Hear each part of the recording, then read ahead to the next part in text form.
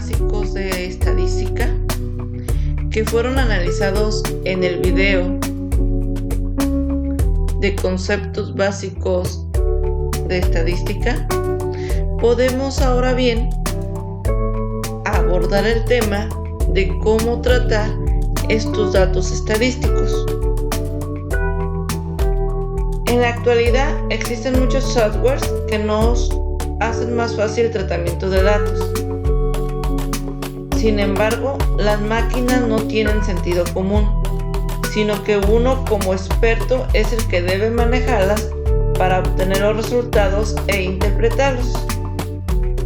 Entonces, para utilizar nuestro sentido común debemos conocer los datos que vamos a analizar, los cuales pueden ser datos agrupados o datos no agrupados.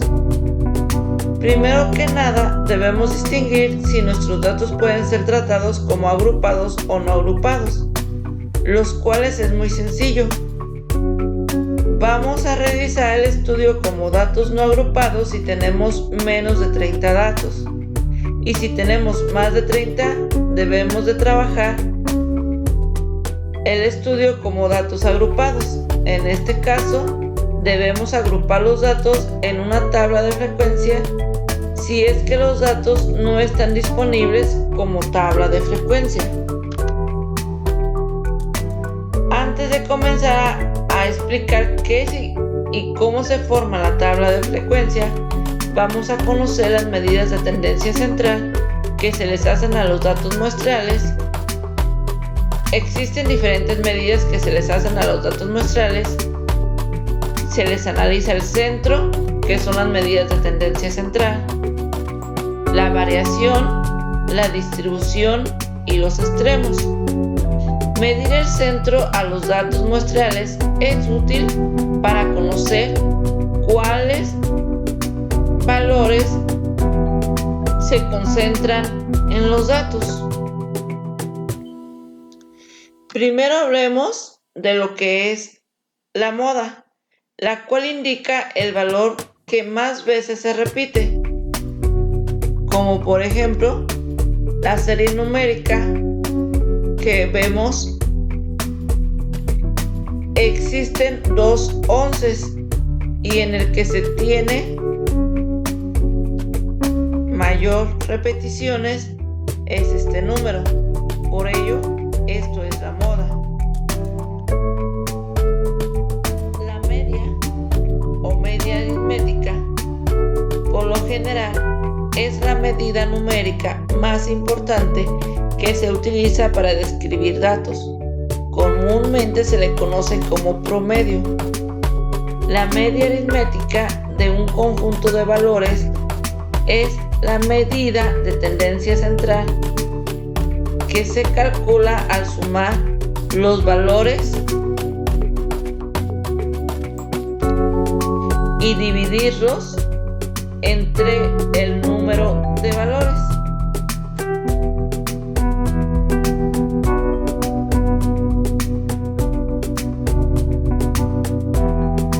En este curso, la nomenclatura que vamos a utilizar sería: si estamos hablando de una muestra, la media se representa con una X y un guión.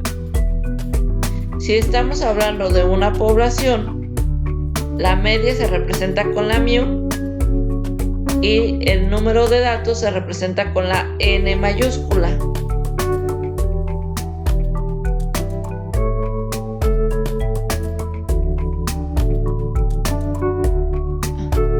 La diferencia es que la primera se utiliza cuando se tiene una muestra que representa a una población y la segunda representa a una población.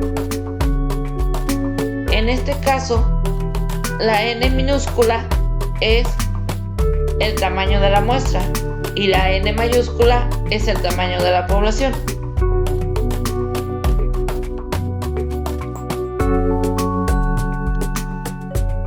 La mediana.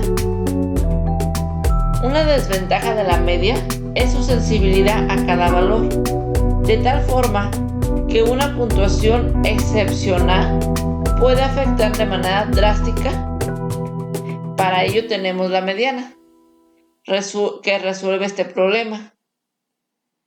En gran medida, esa ventaja. La mediana es un valor intermedio, ya que la mitad de los valores de los datos está por debajo de la mediana y la otra mitad está por arriba de ella. Entonces, la mediana de un conjunto de datos es la medida de tendencia central, que implica el valor intermedio cuando los valores de los datos originales se presentan en orden de magnitud, creciente o decreciente.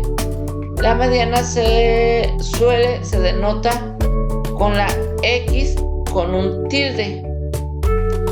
Para calcular la mediana, primero se ordenan los valores, se acomodan en orden y luego se sigue uno de los siguientes dos procedimientos. 1. Si el número de los valores es impar, la mediana es el número que se localiza exactamente a la mitad de la lista. Si el número de valores es par, la mediana se obtiene calculando la media de los dos números que están a la mitad. El procedimiento lo vamos a ver más a detalle cuando realizamos los ejercicios. Otra medida viene siendo la mitad de rango, que es la medida de tendencia central que constituye el valor que está a la mitad entre la puntuación más alta y la más baja. En el conjunto original de datos se calcula sumando el valor máximo con el valor mínimo y luego se divide entre 2 de acuerdo con esta fórmula. La mitad de rango se emplea pocas veces, puesto que se utiliza solo los valores máximos y mínimos. Es demasiado sensible a los extremos. Sin embargo, la mitad de rango posee 3 características valiosas. 1. Es fácil de calcular. 2. Ayuda a reforzar la importante idea de que hay varias maneras de definir el centro de un conjunto de datos. Y 3. En ocasiones se le utiliza incorrectamente en vez de la mediana, de manera que la confusión se reduce si se define claramente tanto la mitad de rango como la mediana.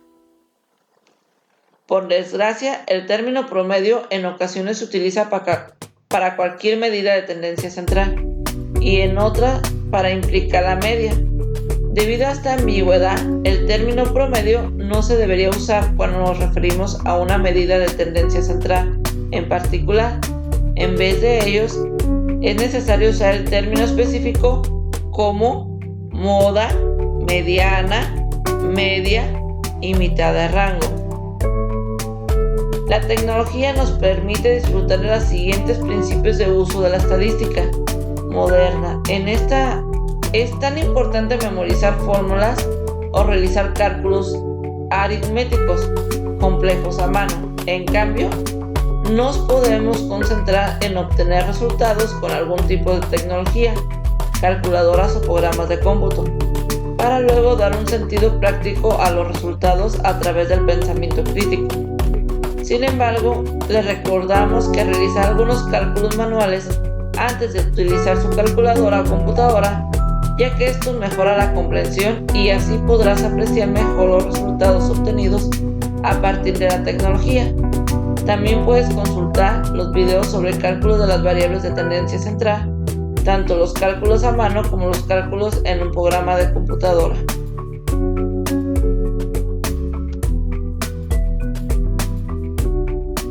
Una sencilla regla para redondear las respuestas es la siguiente. Aumenta una posición decimal a la que hay en el conjunto original de datos. Cuando apliques esta regla, redondees solo la respuesta final y no los valores intermedios que aparecen durante los cálculos. Es decir, si yo tengo un resultado de 5.1, entonces yo tendría que poner, si mis datos son enteros o son tipo entero, yo tendría que poner 6.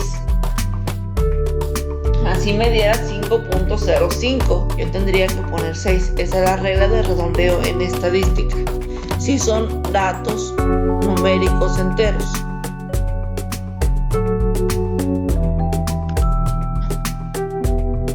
Ahora bien, el conjunto de datos, cuando tenemos un montón de datos recolectados de encuestas o sacados de algunas páginas o de alguna información de manera puntual, uno a uno, tenemos datos no agrupados.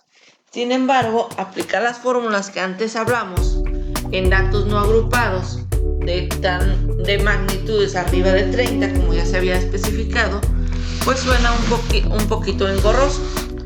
Para ello tendríamos, si nosotros mismos recolectamos los datos, tendríamos que ordenarlos en un conjunto, por conjuntos de datos en una tabla de frecuencia.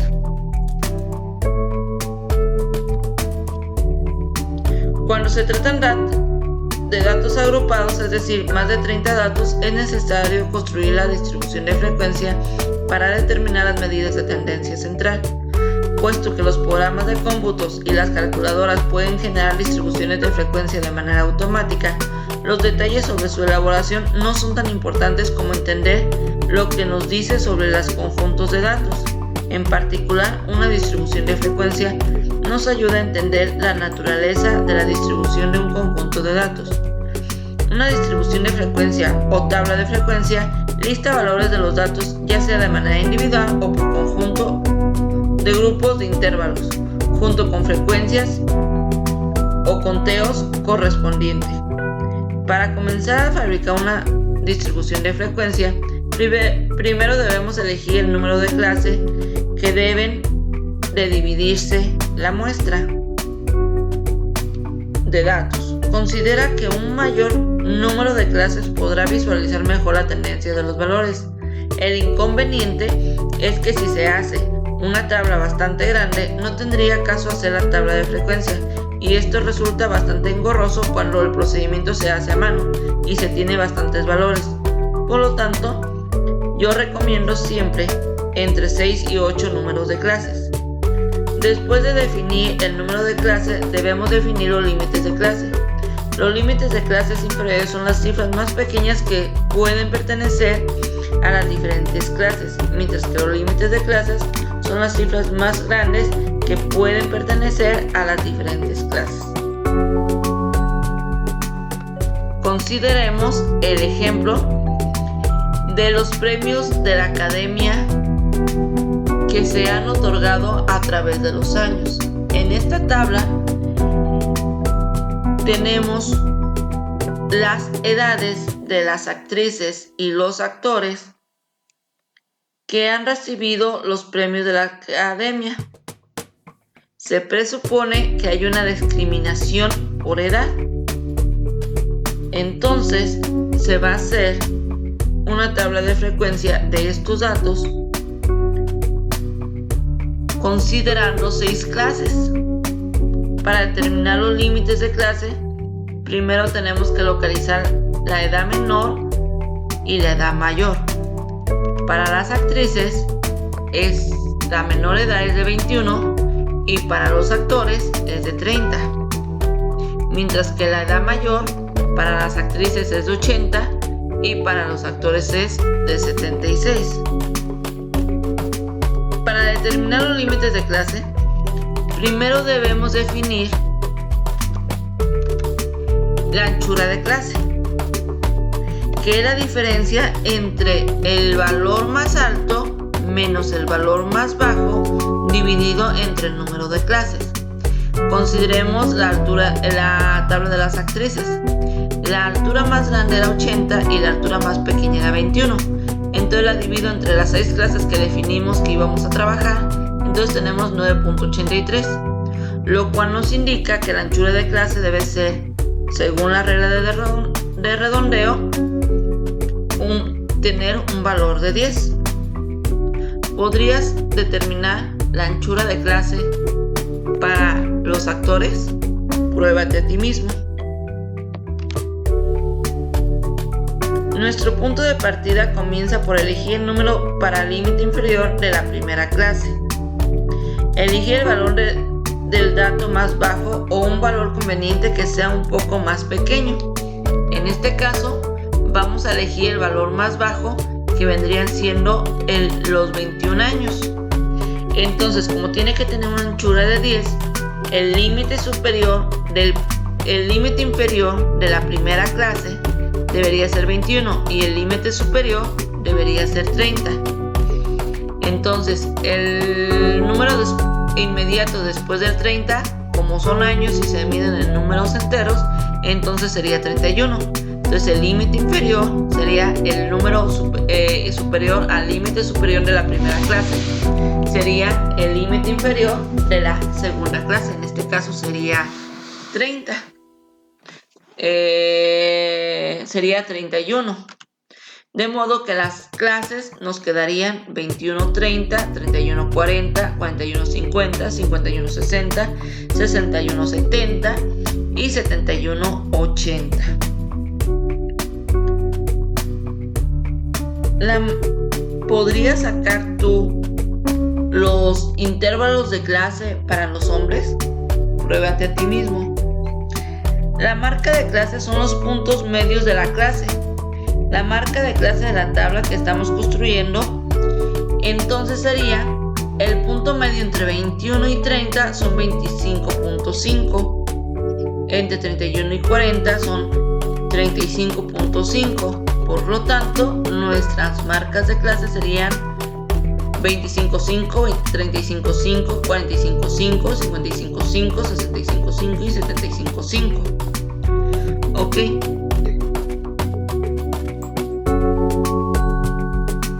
Esta se determinó al sumar el límite inferior más el límite superior y dividirlo por la mitad.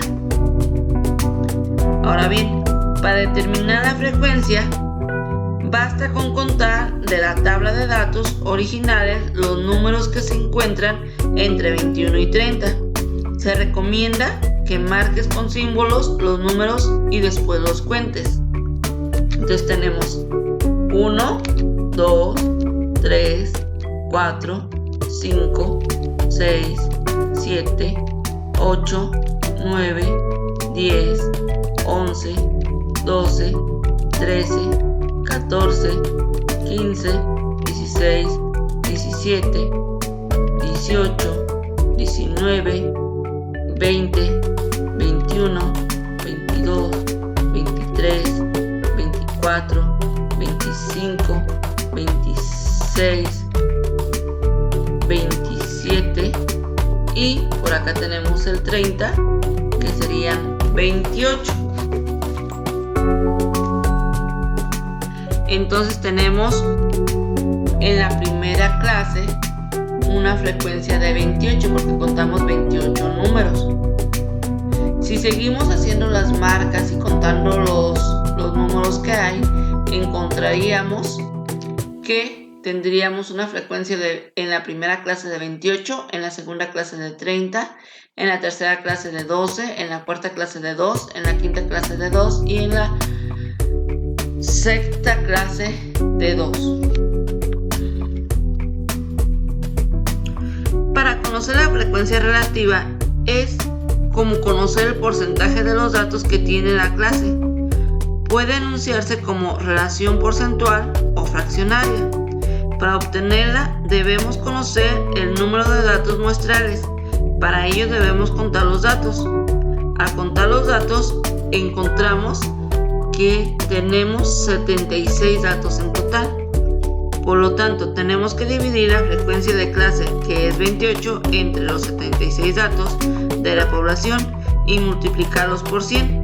Y tendríamos, por lo tanto, la frecuencia relativa, que nos daría un valor de 36.84, el cual lo podemos redondear hacia un valor de 37 y así sucesivamente podríamos ir calculando la frecuencia relativa. Entonces en este caso tendríamos que dividir 30 entre los 76 y nos daría 39, 12 entre los 76 y nos daría aproximadamente 16, etcétera, etcétera, etcétera.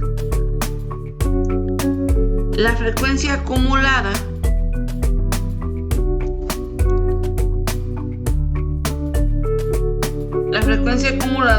pasa con ir sumando las frecuencias muestral.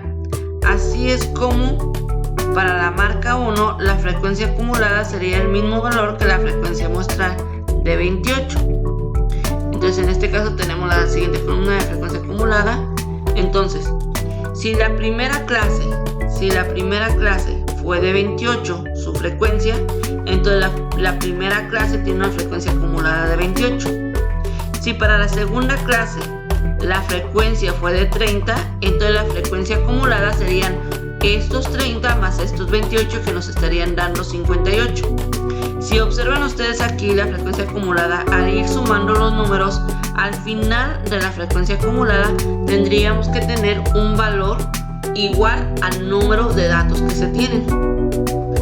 Para la frecuencia acumulada relativa se sigue el mismo procedimiento, pero ahora se va sumando la frecuencia relativa. Así que si la primera clase tiene una frecuencia relativa de 37, la frecuencia acumulada relativa sería 37%. Y si los vamos sumando, como la segunda clase tiene una frecuencia relativa de 39, al sumarlo a 37, la frecuencia acumulada relativa sería de 36.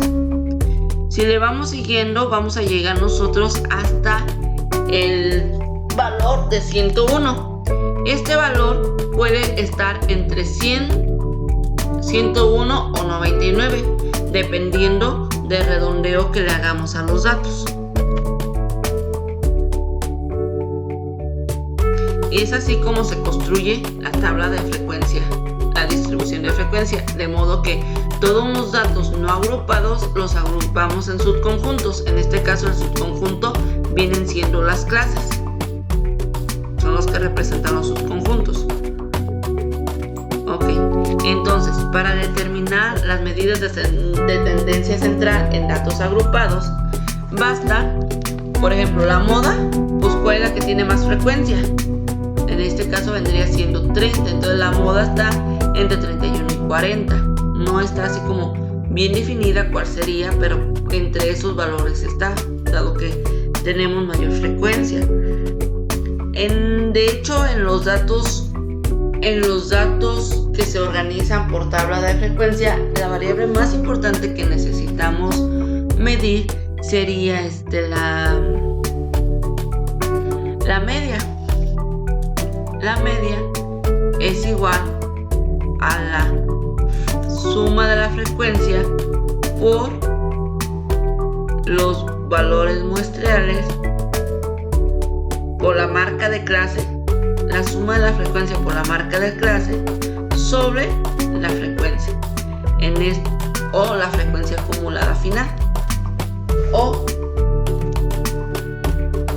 el número de datos, que es la frecuencia acumulada. Entonces sería la frecuencia por la marca de clase sobre la frecuencia acumulada. En este caso tenemos en esta tabla la frecuencia que ya habíamos predicho en la tabla anterior. Aquí tenemos la marca de clase, aquí tenemos el rango de clase y aquí tenemos la operación de la frecuencia por la marca de clase. Al sumarlos, entonces relacionamos la suma de la frecuencia por la marca de clase sobre la frecuencia acumulada para sacar la medida de la media. Previamente se abordaron las medidas de tendencia central como la moda, la mediana y la mitad de rango. En datos agrupados, la mitad de rango se estima igual que en datos no agrupados. La moda se va por el subconjunto. La mediana no se puede estimar. Y la media ya se explicó cómo se estima. Cuando trabajamos con datos resumidos en una distribución de frecuencia, no sabemos con exactitud los valores que caen dentro de una clase en particular. Para poder hacer cálculos, suponga que en cada clase todos los valores muestrales son iguales a la marca de clase.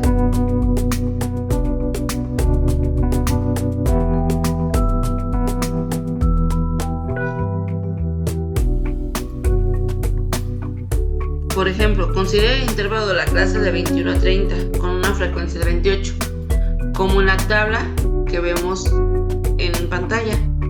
Supongamos que los 28 valores son iguales a 25.5, que es la marca de clase. Si repetimos 28 veces el valor de 25.5, obtenemos un total que luego podemos añadir estos productos de cada clase para calcular el total de todos los valores muestrales, los cuales dividimos después entre el número total de los valores muestrales. El número de los valores muestrales es la sumatoria de la frecuencia. Entonces podríamos emplear, como ya dije, esta fórmula. Entonces cuando yo tengo datos o recopilo datos ya ordenados en tabla de frecuencias, no voy a saber los valores que hay en el medio. Por eso es a veces difícil encontrar la moda. Podemos aproximar por dónde va a estar la moda en base a la frecuencia, pero no tenemos la certeza de que ahí está la moda. También no podemos determinar con certeza la mitad de rango.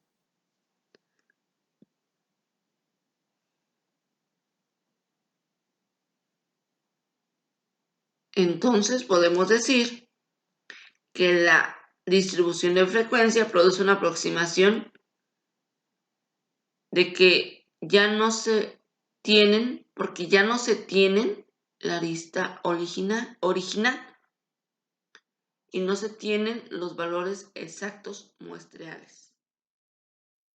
Ahora hablemos de la media ponderada. En algunos casos, los valores varían de acuerdo con un subgrado de importancia, por lo que podemos ponderarlos y calcular la media ponderada de los valores. X. Una media se obtiene asignando distintos pesos a los valores, tal como se muestra en la fórmula. W representa los pesos y X representa el valor del dato. Por ejemplo, supongamos que necesitamos una media de 3 calificaciones de una prueba, 85, 90 y 75, donde la primera prueba cuesta el 20%, la segunda 30% y la tercera 50% de la calificación final. Entonces, aplicamos la fórmula y obtenemos que nuestra media ponderal sería 81.5, que es básicamente la media ponderal, lo que uno como profesor hace con sus calificaciones para asignarles un promedio final por unidad. La fórmula nos indica que debemos multiplicar cada peso por el valor de X correspondiente, luego sumar los productos y después dividir el total entre la sumatoria de los pesos. Por ejemplo, el que vimos. Bueno,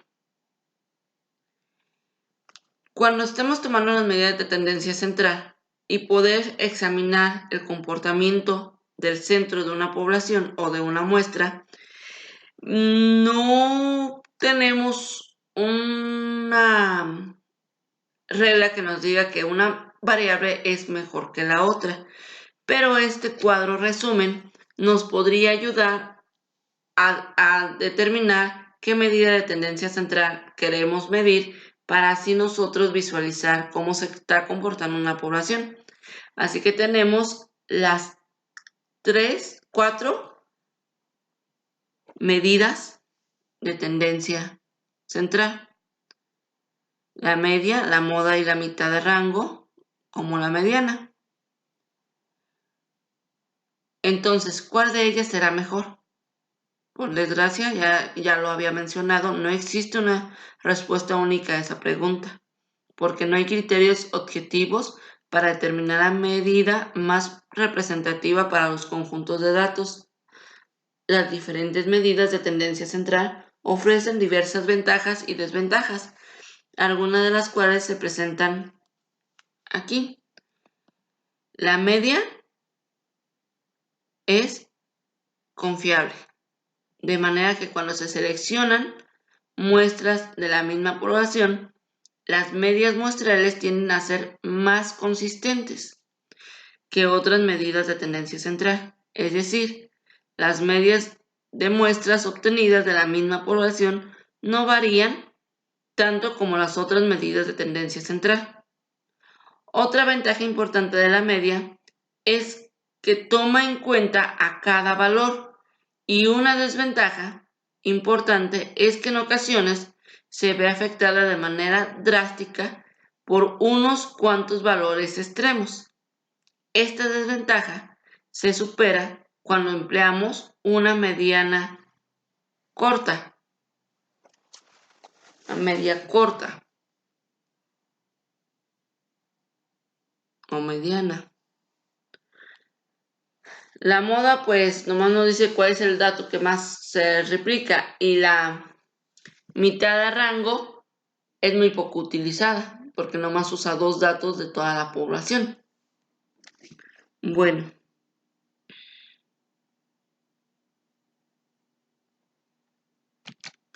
una comparación de media, la mediana y la moda puede revelar información acerca de las características de sesgo, que se define como se muestra aquí en la figura. Tenemos una simetría con sesgo 0. La media, la mediana y la moda son iguales. Tenemos una muestra sesgada negativa si la mediana y la moda están a la izquierda de la moda, si la media y la mediana están a la izquierda de la moda. Y tenemos un sesgo positivo si la media y la mediana están a la derecha de la moda. Una distribución de datos está sesgada si no es simétrica y si existe más hacia un lado que hacia el otro. Una distribución de datos es simétrica si la mitad izquierda de su histograma es aproximadamente una imagen en espejo de su mitad derecha. Los datos sesgados a la izquierda, lo que también se conoce como sesgo negativo, poseen una cola izquierda más larga, y la media y la mediana se encuentran a la izquierda de la moda. Aunque no siempre es posible predecir los datos sesgados, a la izquierda suelen tener una media menor a la mediana, como sucede en la figura. Los datos sesgados a la derecha, lo que también se denominan de sesgo positivo, poseen una cola derecha más larga, y la media y la mediana se encuentran a la derecha de la moda. Una vez más, aunque no siempre es posible predecirlos, en los datos sesgados a la derecha, la media suele estar a la derecha de la mediana, como se muestra en la figura. En la práctica, muchas distribuciones de datos son simétricas y carecen de sesgos. Las distribuciones sesgadas hacia la derecha son más comunes que las sesgadas hacia la izquierda, ya que con frecuencia es más fácil obtener valores grandes que valores excepcionalmente pequeños. Por ejemplo, en el caso de los ingresos anuales, es imposible obtener valores por debajo del límite inferior de 0, pero hay alguna persona que gana millones de dólares en un año, por lo tanto, el ingreso anual tiende a mostrar un sesgo hacia la derecha, como se muestra aquí en la figura.